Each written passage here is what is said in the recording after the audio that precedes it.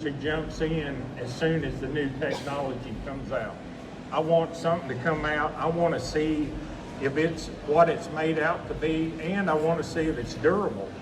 You know, there's been a lot of technology offered that all of a sudden you start seeing everybody's got ones having to send them back to the factory. You know, they just introduced them too early.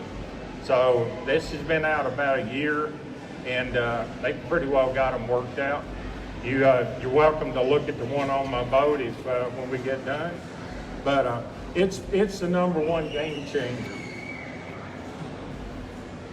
This is something, I don't know how many of you are familiar with the 360 imaging. Humminbird's had it out for several years. Humminbird has refined that, and they're just now starting to release them. And these are some images from what they call the Mega 360. The newest Humminbird, I run Helix 12s, and they're the Mega units, and the side image on those units it's just amazing how clear it is, how defined it is. I get a lot of people on my boat, hey, you know, this guy's a bass fisherman, he's wanting to crappie fish, he's got Lowrance. He's looking at it, he said, my units don't look like that. You know, they're amazed by this Mega. Well, what the Mega 360 is doing, it is constantly encircling the area around your boat, and you can extend it out to like 100 feet. So what you see here is actually a brush pile. You can see that's probably an old stump over there. But I'm going to go through some of these images, and you can see how they're going to be game changers. School of fish here, and you got, this is probably an old tree. You've got some other stuff here. This is standing timber. We don't have a lot of standing timber on Kentucky and Barkley, but if you go to Grenada, you go to Rand Lake, you go to a lot of the other lakes, you're going to deal with standing timber.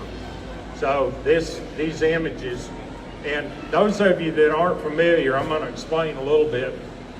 This is a standing tree. If I'm going in and I'm looking for a standing tree, I'm not looking for this, I'm looking for this. This tells me that that is something that is coming up off the bottom, and it also tells me, according to how long that shadow is, it will tell me how tall that is up off the bottom. These are trees that are down, and you can see we're going completely around. Now these images were taken by a guy on Crappie.com named Chuck Evans, and he sent them to me, and he's up in central Indiana. Okay, same deal. We got a school of fish in some standing timber. But I want to show you the one that's got me. We've got school of fish here. We've got some other timber. Here's the one that's got me tore up. How many of you know what that is? Those are bluegill or red ear beds. I absolutely love the bluegill and red ear fish. And I hesitated for years to buy a side image. I just said, hey, I'm perfectly happy with my 2D. I'm catching plenty of fish. All of a sudden, I see bluegill beds on SI, and I said, I got to have one of those. So what you're doing there, the 360 gives you a brighter area on the screen plus a wider area. So, you know, you could ease into a bay and pick out the beds. The other thing is, you can run your waypoint over. You can pop a waypoint on there, but if you're scanning and there's a waypoint already there, it's going to let you know on the screen. It's small. It's not going to cut any of your picture out, but it's going to let you know, hey, I have a waypoint on that item already, or there's a waypoint over here, and this is something new that I want a waypoint over here. Same deal, we got trees laying down, and we've got some standing timber. Get out the fringe, we've got some more bluegill beds. I would be inclined, if I saw that, to say that's probably red ear. The red ear beds are going to be smaller, and red ear absolutely love to orient to wood. So, you know, if you can find wood cover, and you find those beds close by, in all probability, you're going to be looking at red ear beds. Okay, last year, how many of you were at the seminar last year? Last year, I wanted to talk about the long line trolling and the crankbaits. I just touched very briefly on the offshore planer boards. Have any of you ever used planer boards for crappie fishing? Okay. When people see me on Kentucky or Barkley Lake, I'll actually have people come in and they're like, what in the world are you doing? You know, I came from Wisconsin. They did that for walleye in Wisconsin, but I've never seen anybody do it down here. What are you fishing for? Well, if you're not planer boarding on these lakes, especially in later summer when we start getting the lake clearing up a little bit, it's something that's not real expensive to get into it, but I'll talk more about it as we get into it. I call it an all-terrain option. Most people think of the planer boards out in open water and everything, but I'm going to show you some of the places that we use the planer boards. Okay, this is my tournament partner, Justin. I've got a couple pictures here.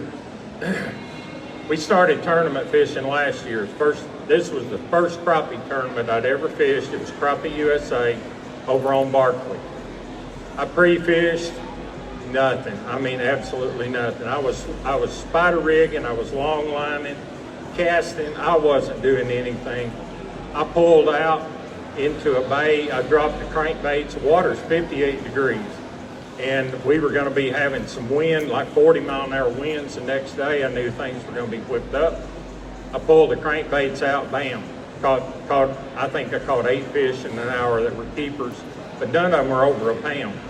This was the first one we caught the morning of the tournament. And that, I don't know, that fish probably weighed 1 3/4 pounds.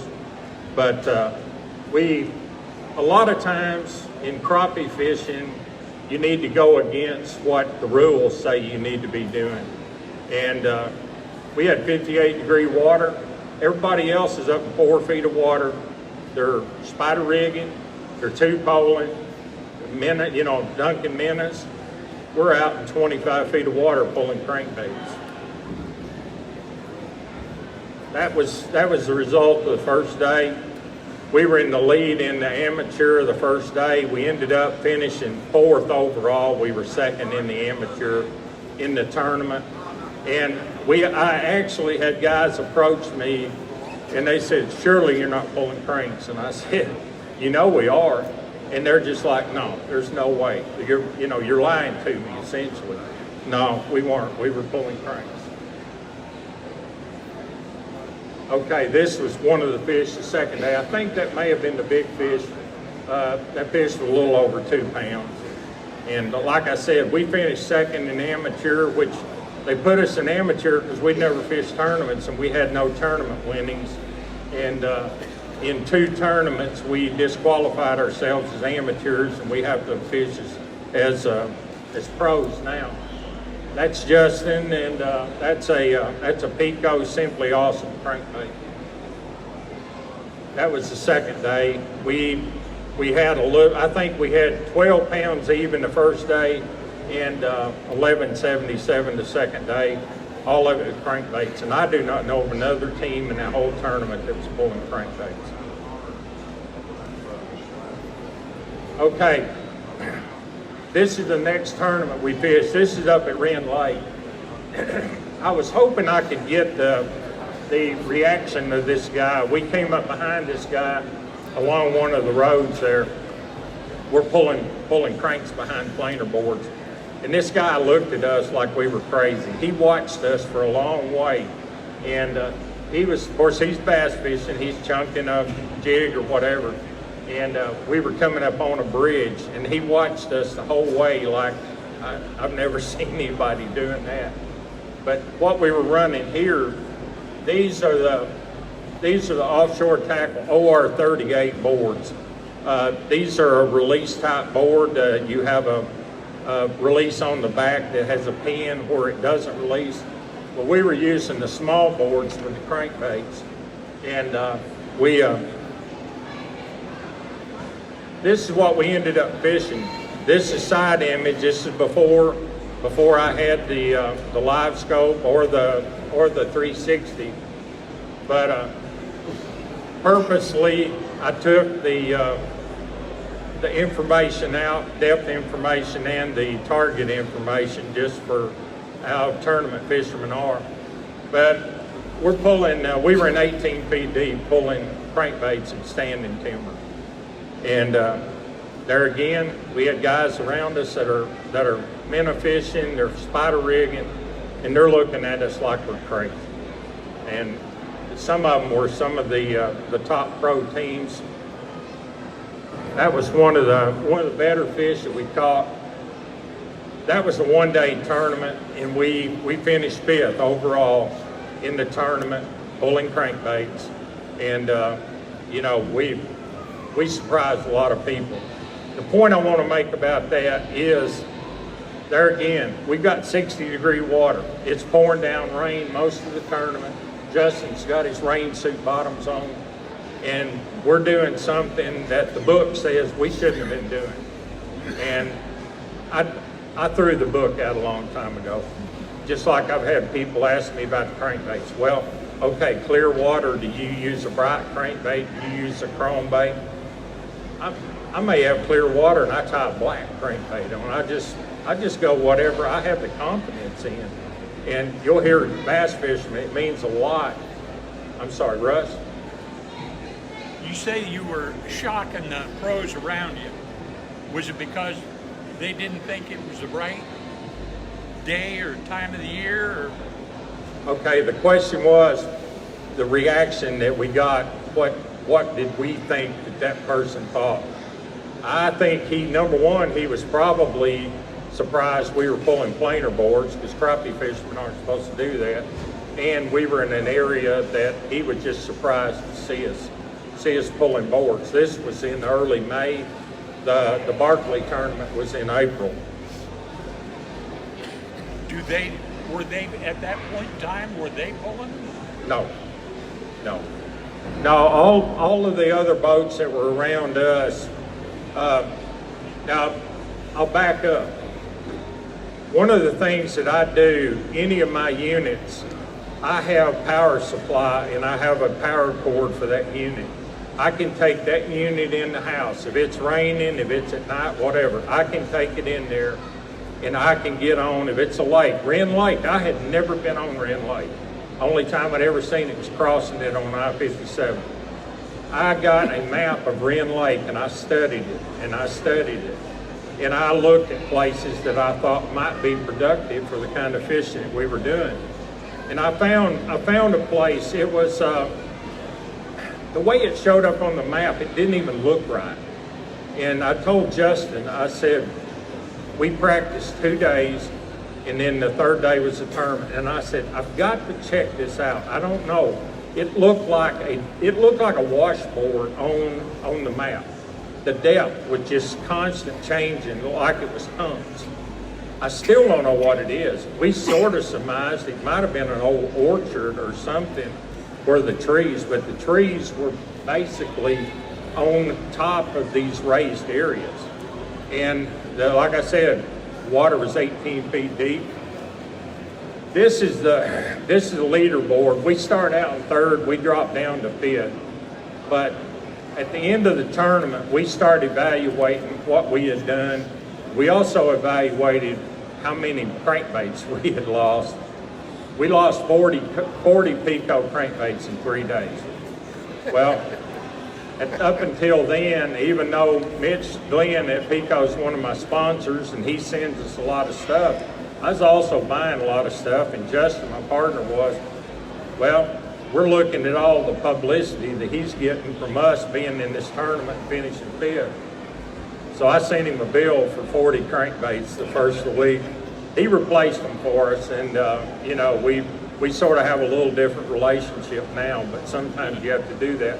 But a lot of people would have gone in there and lost 2 or 3 crankbaits, and they said, no way, I'm out of here.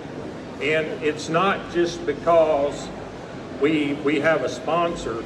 If I didn't have a sponsor, typically the guys, ones who fish with me, pulling cranks, I may have 300 or 400 crankbaits in that boat in the summertime when we're pulling. So if I felt like that's what we needed to do for the tournament, that's what I was going to do, whether we were having them replaced or not. So, like I said, you can see Matthew Rogers. Matthew Rogers is one of the top pros on the whole tour now. He just turned 21 years old. I'll get into that here in a little bit. Okay, this is Grenada Lake. Those of you who met Ricky Culp with Podunk Ideas, Ricky's over by my boat. He builds the electronics mounts and all. We went down to Grenada, Mississippi in August for a Crappie.com event called Crankfest. We've been warned. I fished Grenada several times, and I had never seen a hatch of those bugs. They just call them bugs, midges, whatever they are. They might as well be no-see-em. If you look at the gauges on my boat, I have bugs inside my gauges. That's how bad the bugs were. And we didn't have any nets or anything with us, so we're grabbing microfiber towels and wrapping around our face. They were that bad. You can see them on the windshield, but here's my engine cowling. That was how thick they were, and we just kept on fishing. You know, we were catching crappie, so there wasn't any reason to let bugs bother us. So sometimes you just sort of have to take the good with the bad. Okay, I was talking about pulling the planer boards. When we went down to Grenada in September for the Crappie Masters National Championship, I went down with the intention of pulling crankbaits behind planer boards. We were pulling, this is an OR-12 offshore board. I'm gonna lay this down for a minute. Those of you that are not familiar with the boards, they're simple to set up, but what you do with the board, this is the line that's going to the rod. You bring it into release, and these releases, you can set the tension on them, and I normally set the tension pretty light up here. This one's going to the rod. I'm gonna put a little bit of slack, and this release has a pin. It will not come off the line. But what this does, when I put a little bit of slack in there, if we get a hit, it pulls that flag down. But let me warn you this, we found out the hard way, a 2.5 pound crappie will not keep that flag down. You hook a 2.5 pound crappie on a crankbait, first thing that bait's doing is bringing that fish to the surface.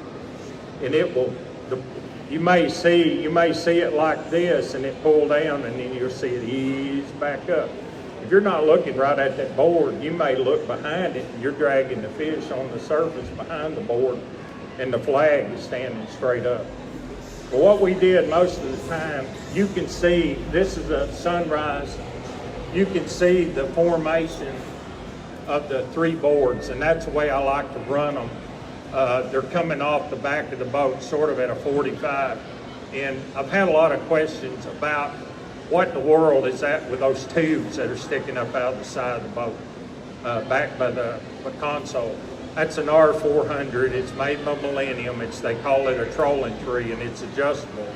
So what we were doing, we were using all 7-foot rods with the 12-pound line on them, and whatever bait we were using, however deep we needed. And how many of you are familiar with the precision trolling data out on the phone? Mark my words, you need to look into that. It will be the best $60 or so you'll spend on fishing if you troll. This app, I can pretty well put any crankbait in there. I can say how far deep I want that bait to run, and it will tell me how much line I need to let out to the foot. So it is invaluable doing what we do. Well, if I've got a bait and we see fish that are suspended at 12 feet, I may have to put 70 feet of line out. Well, if I'm pulling a board, this is just like coming from the rod tip to that bait. I had to put 70 feet behind this board. I do that, I clip the line in, give it some slack, and then this goes to the reel. So I like to run them in that formation because you're looking and you're seeing all of the boards lined up. So that was a basic formation. A lot of you may know that point on Grenada, and we're headed up into the Schooner River area there in Grenada.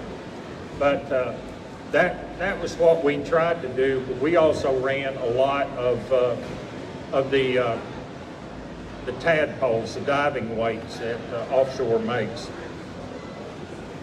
That's, I'm sorry.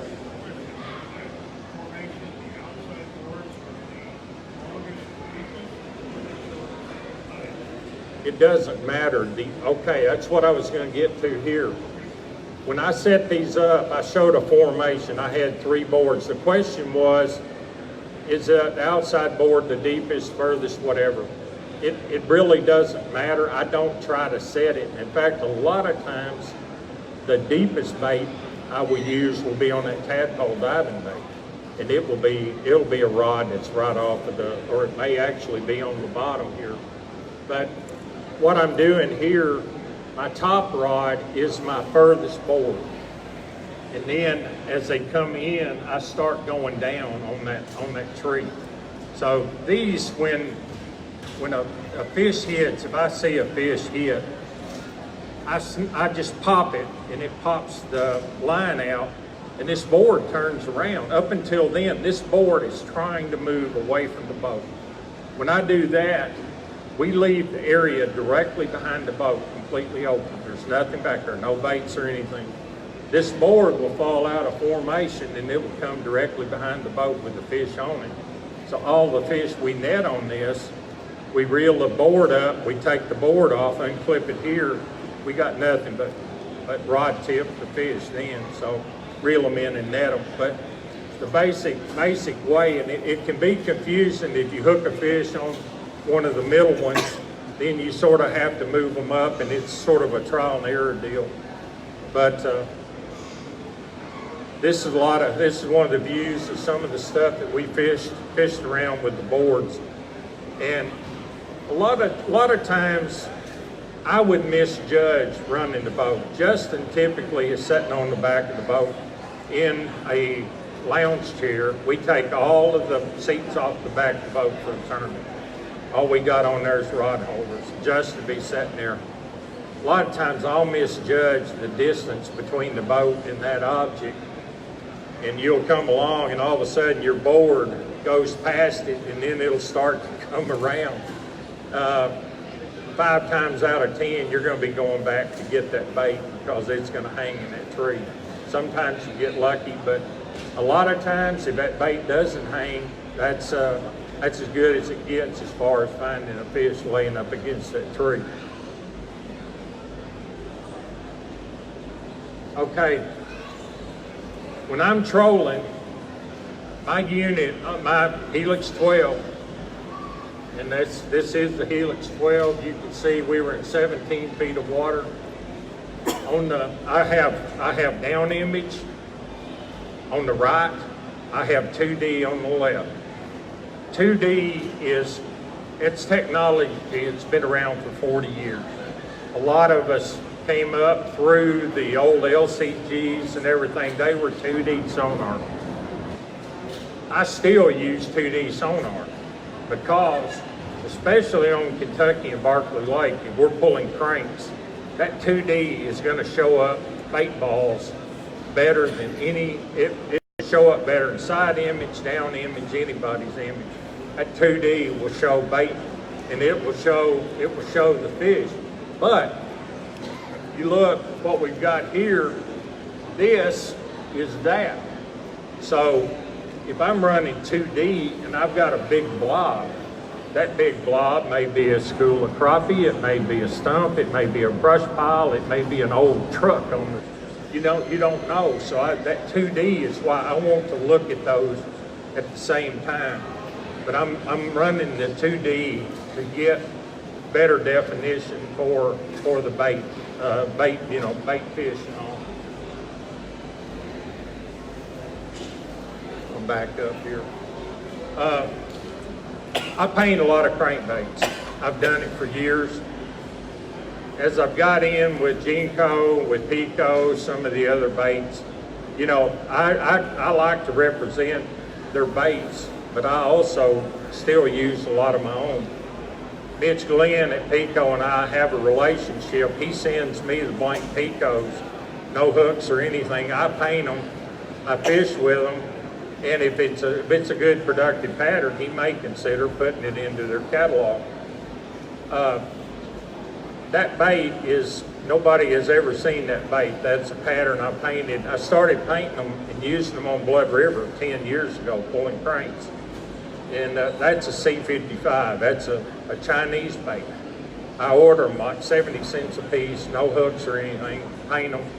And that was a pattern that we call beach ball. It's a very simple pattern. It's yellow-green on top, black on the side, and orange on the belly. Orange is an awesome color on Grenada. Orange is a killer on Grenada. I painted a dozen of those when we went down for Crappie Masters, and we killed them in practice and the first day of the tournament on them. We're coming back after the second day of the tournament. It was on Sunday. Mitch called us. We're between Sardis and Memphis. He called. He's all excited. We had done pretty well on the Picos and everything, and had the jerseys on in the way in.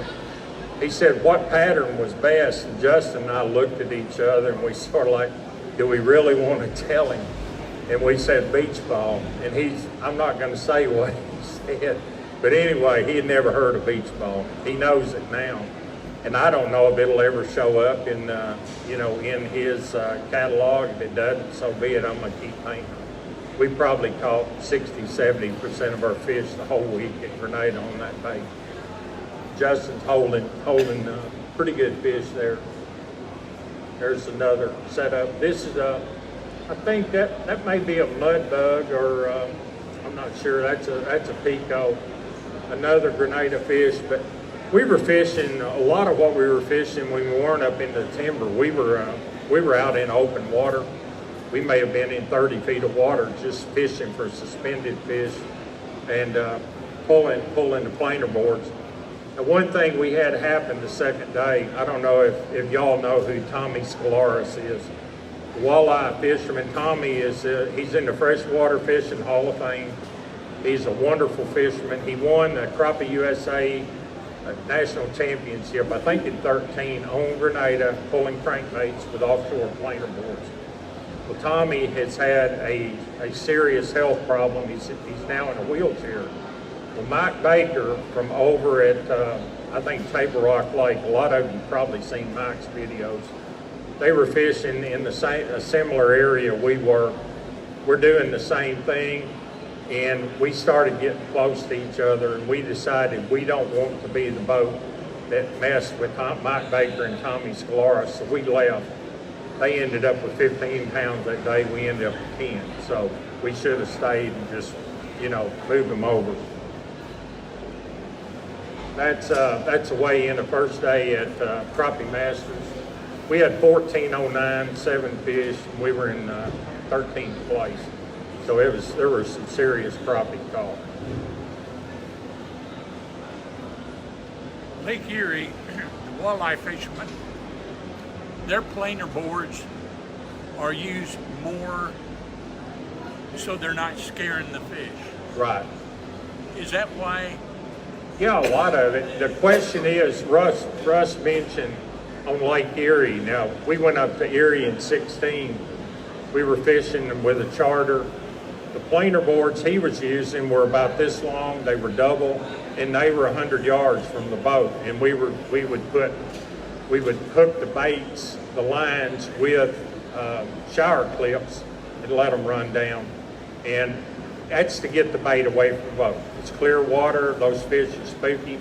A lot of what we're doing is the same thing, but the basic thing I'm doing with the planer boards like that, I'm covering a lot more water. If I'm running a 14-foot rod off of each side, and then we've got 6 rods off of the transom, we're running, 28, we're probably running 40 feet wide. Doing this, with the planer boards, we're running a swath each time that may be 100 feet wide. It may be even 200 feet wide. So we're covering a lot more water, plus we're getting the bait away from the boat. Here on Kentucky and Barkley late in the summer, I genuinely think these lakes clear up enough now that if you can get that bait away from the boat, you're going to be a whole lot better off. We had such a good day that day. You know what that is. We've all seen it.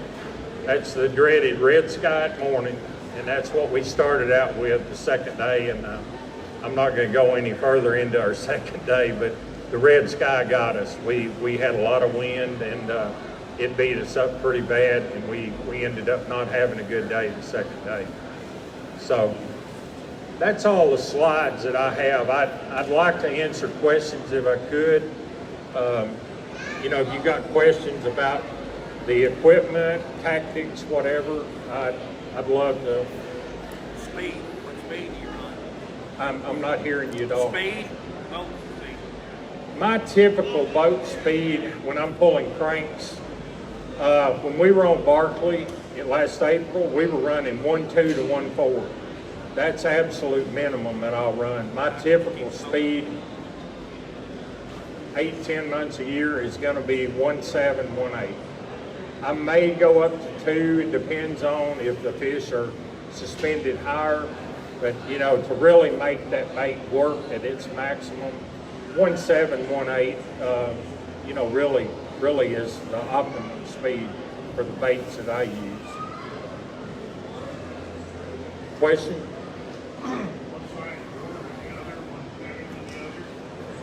There's a lot of different applications. The OR38 board, I'll start pulling these pretty soon. I'll pull Roadrunners.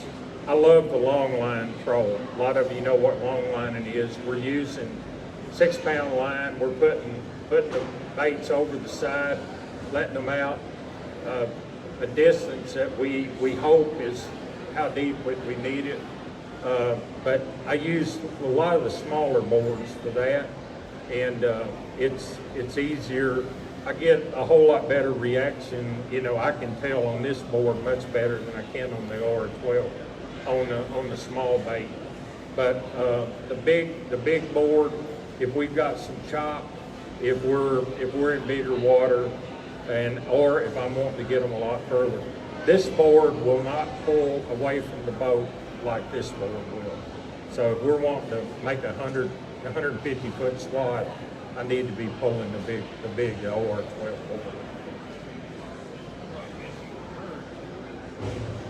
board.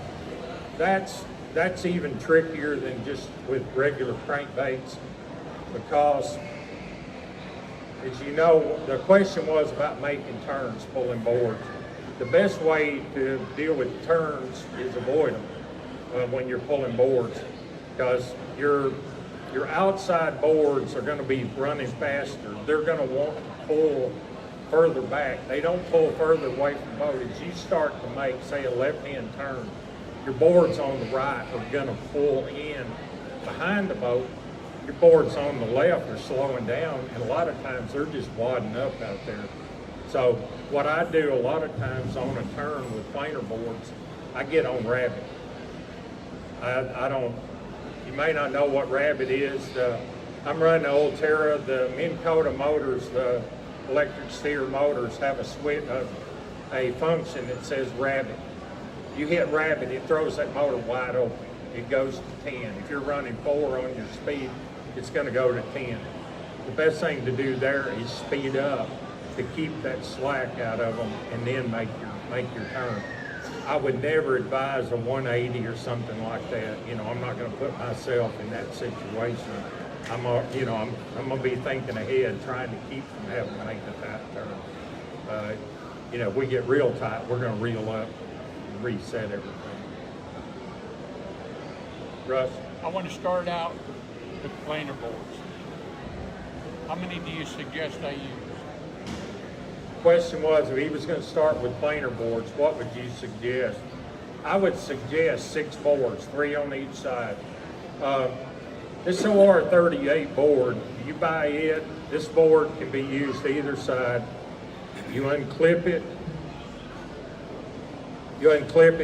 well, take the release off, push it through, and bring it to the other side. They're either side on them. The OR12s are left or right.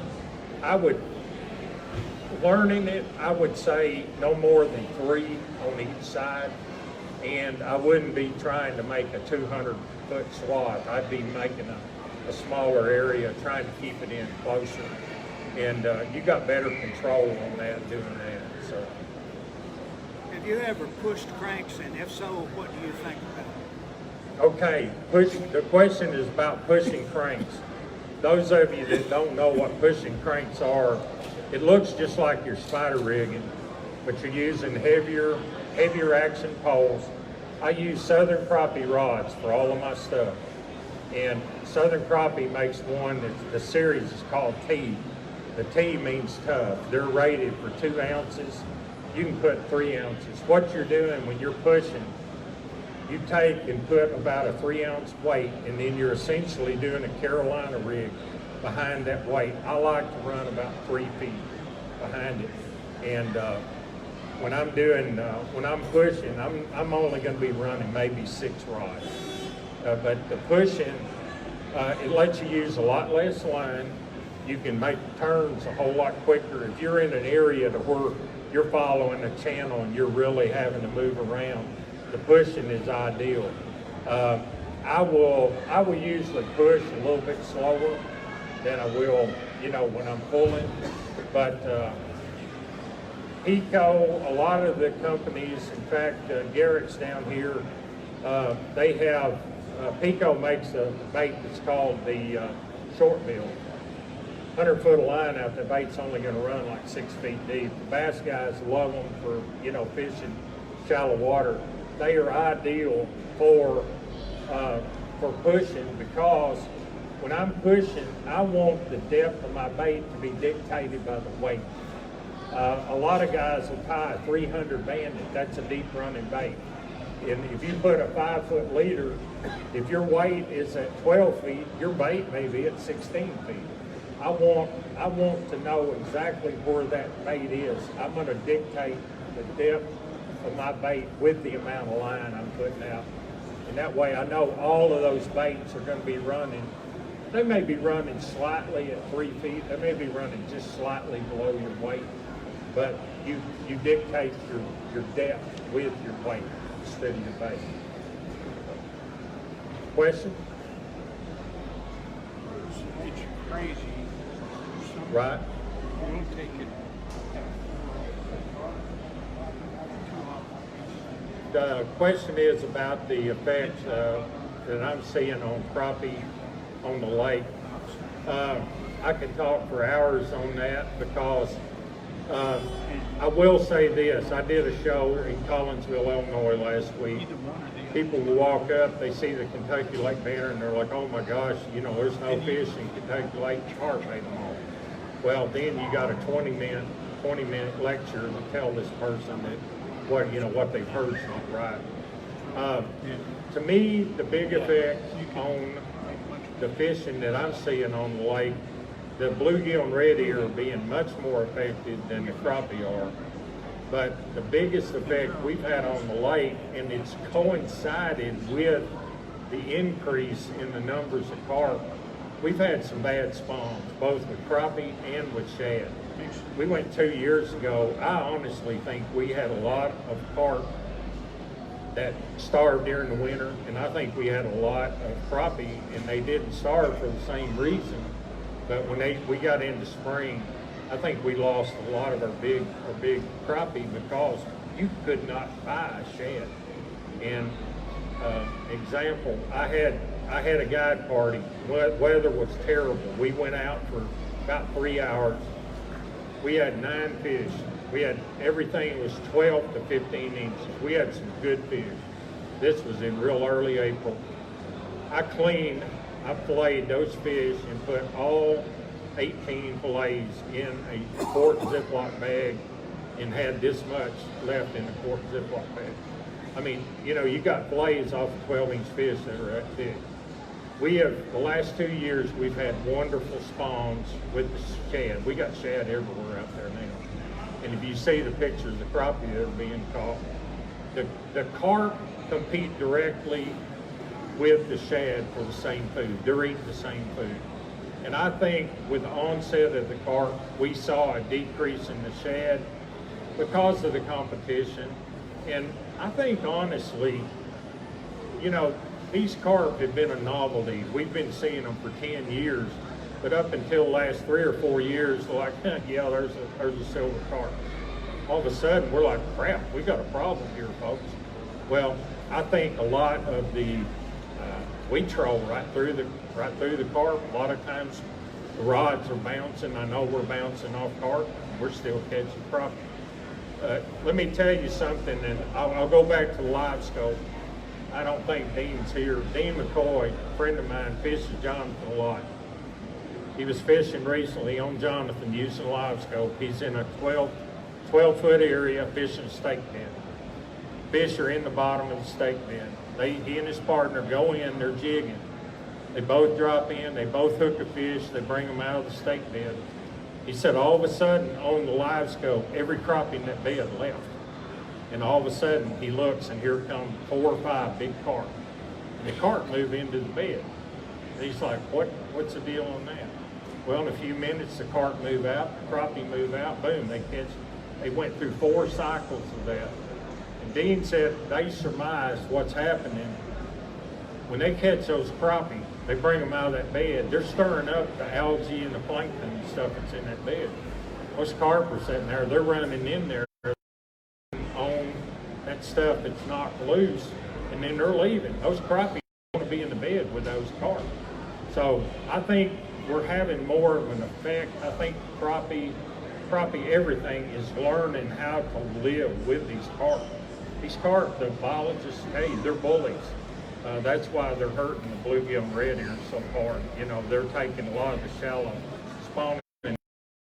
But as far as the decrease, I don't think that there's a correlation with the increase in carp that's directly related to the decrease in the crappie. We went through 2 or 3 really bad spawns. We're starting to come out. We've had 2 really good spawns the last 2 years, but we've also had the shad that had wonderful spawns. So as these crappie grow, they've got bait, and the crappie are in wonderful shape right now.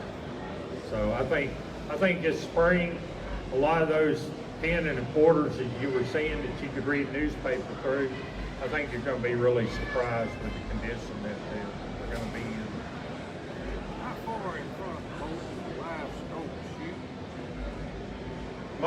Most of the people that I've heard talk say they're using an effective range of about 40 feet.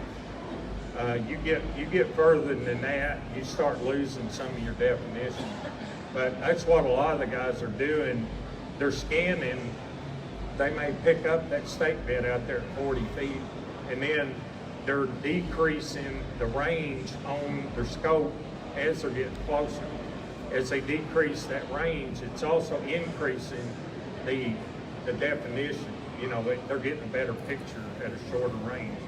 But what I'm hearing, I see on Crappie.com occasionally a guy saying, oh, I'm seeing my crankbait 60 feet behind the boat. He may be. I'm not going to put mine looking back, hoping that I see it 60 feet. Most of the guys I'm talking to that are really using them a lot, I've just got mine. It's going to be a huge learning curve for me. But they're saying effective range about 40 feet. Can you mount one of those things on the whole area over the boat? Yeah, you can mount it on the shaft. Mark Riddle, Cornfield Crappie, Precision Sonar, they all sell a device that gets the cable, your cable going. The question is, can you mount a transducer live scope on a trolling motor shaft? You can, but you've got to get that cable away from that shaft. The transducer cable for live scope is very big cable. It's a big, flat, wide cable. So what they do, they have them actually inside air hose. It's a twisted air hose, and it keeps the cable that far off of the shaft. You're gonna have that, or what I do, I go to that deducer mount and I don't have anything on the trolling motor. That way, that transducer's out of the water until I'm ready for the transducer to be in the water.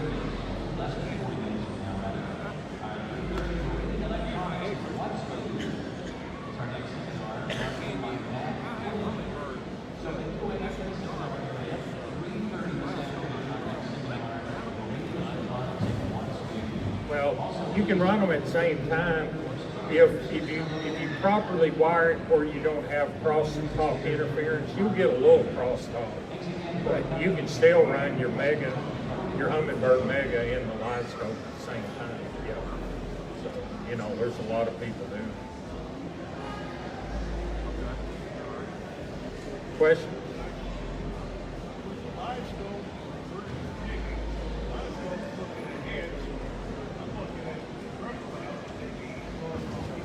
Right.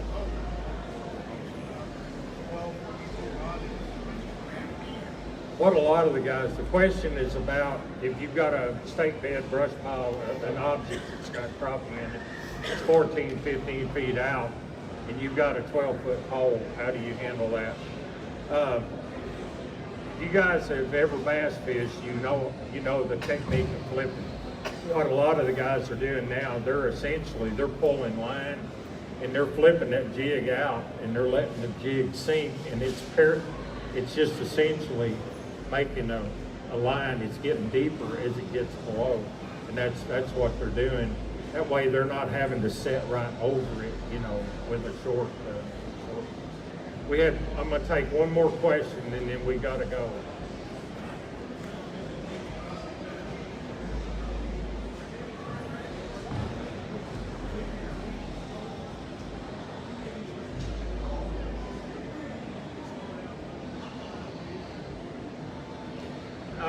Okay, the question is about with 50-degree water, where am I going to start looking for fish? I'm going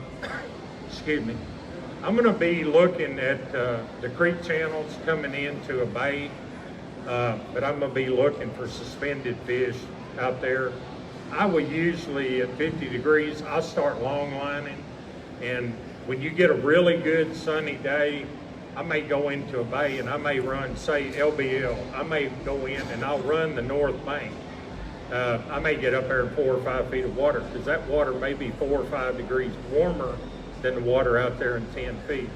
So, you know, you need to take that into account. But if I just go out there on a cloudy day and I'm gonna be looking for fish, I'm gonna find a creek channel coming into a bay, and I'm gonna check the structure, the stumps, the stake beds and stuff along that, and you know, that's where I'm going to start my day.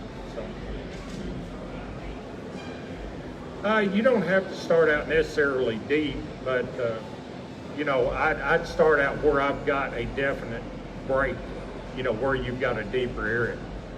Those creek channels are a highway. They're just like the interstate highway to the crappie.